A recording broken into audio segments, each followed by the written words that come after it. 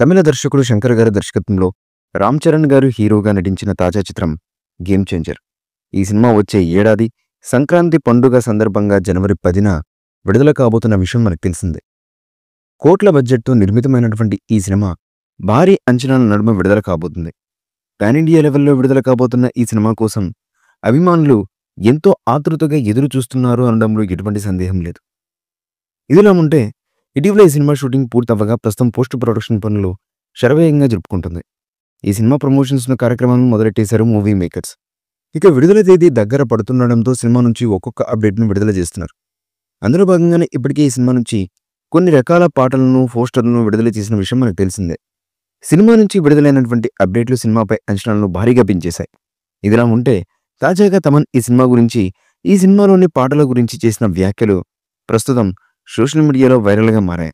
Game changer dope పాట మీద తమన్ ముందు నుంచి హైప్ పెంచుతూనే వస్తున్నారు. ఈ పాట కోసం కొత్తగా రికార్డ్ చేశామని, ఇంగ్లీష్ వెర్షన్లో ఈ పాట ఉంటుందని అన్నారు. యుఎస్ఏలో జరిగే ఈవెంట్లో ఈ పాటను రిలీజ్ చేస్తారని ఇది వరకు తమన్ తెలిపారు. అయితే ఇప్పుడు తమన్ మళ్ళీ డ్యూటీ ఎక్కేశారు. డోప్ పాట గురించి ప్రమోషన్స్ను స్టార్ట్ చేశారు.